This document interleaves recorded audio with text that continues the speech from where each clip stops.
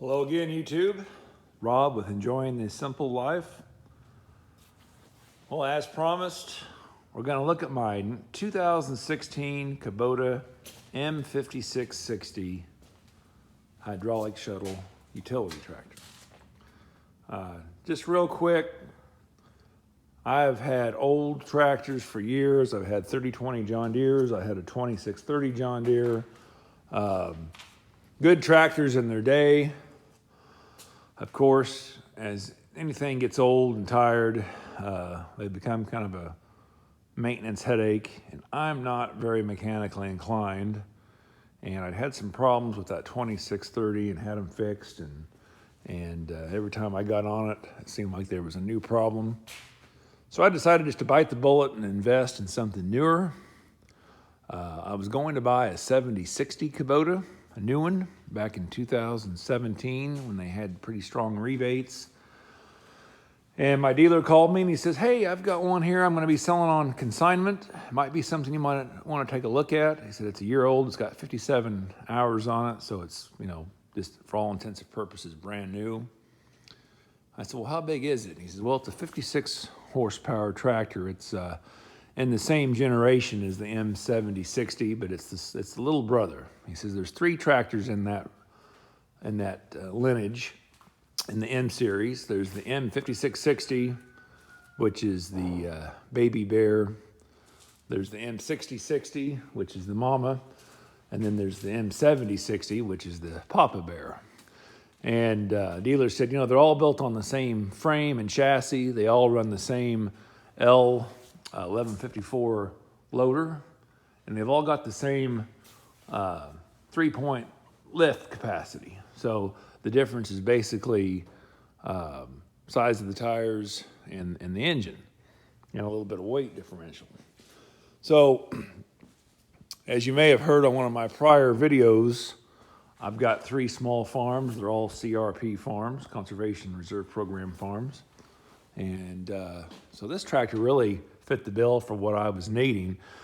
Basically here I'm running a 7-foot brush cutter. I'm doing some fall disking on food plots and what have you.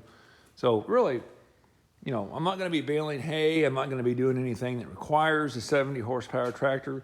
Yes, I would have loved to have had the 70 horse, but for the price difference between what the new 7060 was going to cost and what this cost was about 15 grand. And I thought, $15,000, I can forego a few horsepower.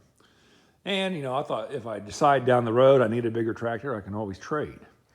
But I'll tell you something, guys, if you are considering a 30 or 40 horsepower, like an L 3709, 3907, those are great tractors. But I'll tell you what, for the price difference, which is not much, I would highly recommend, especially if you've got more than just 5 or 10 acres.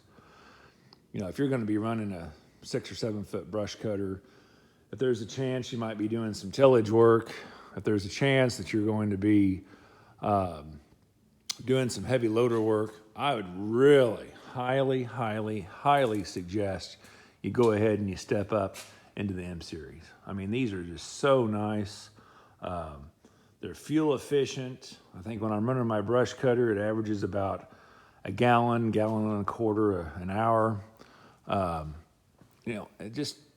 so glad that I went with this series, because I considered like an MX 5800 and MX 5200, something in that range.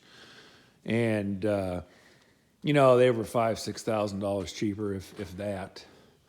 And I'm so glad that I went ahead and got this. So, by all means, if you get a loader tractor, get something with front wheel assist. And this is a 4-wheel drive outfit.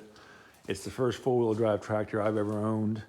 It makes all the difference when you're doing loader work. It makes the tractor safer. It makes it more sure-footed. I mean, that's got a 6-foot bucket on there.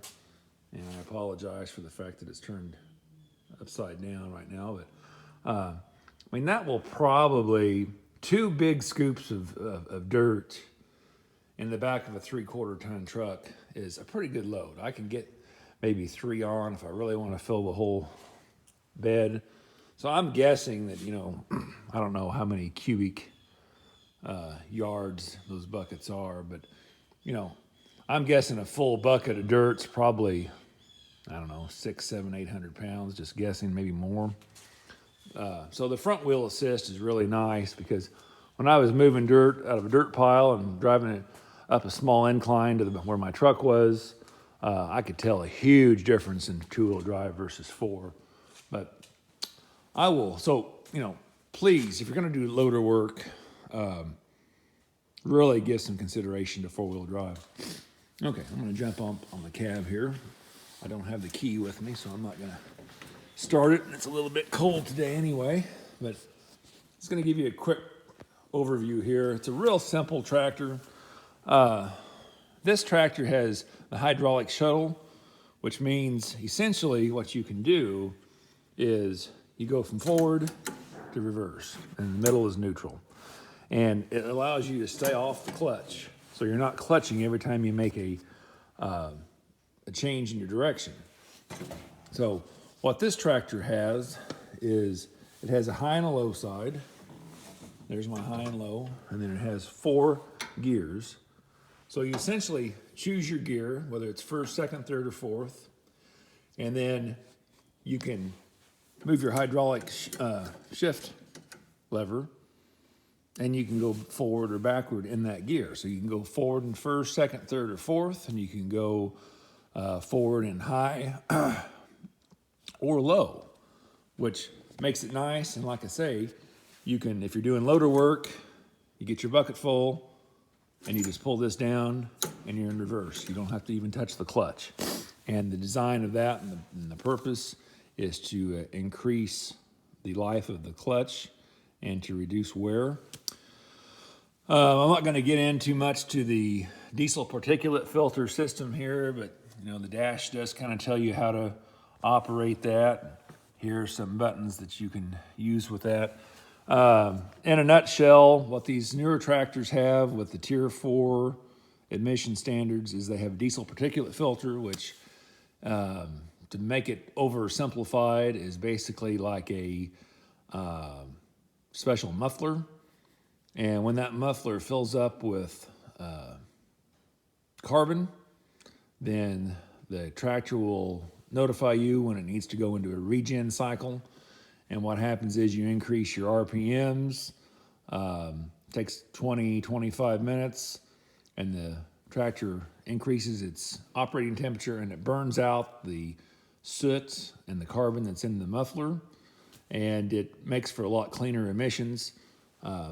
I had a guy who stored his 856 International in here the other day, and he came to get it out, and of course it slobbered and snotted in the cold and finally got started, and boy, it just, I could smell diesel fumes on my clothes the rest of the day, and it just filled the whole building up with smoke. And when you start one of these Tier 4 emission tractors, you don't have any of that. You detect what I consider to be a smell that's kind of like what you'd have with a propane barbecue grill.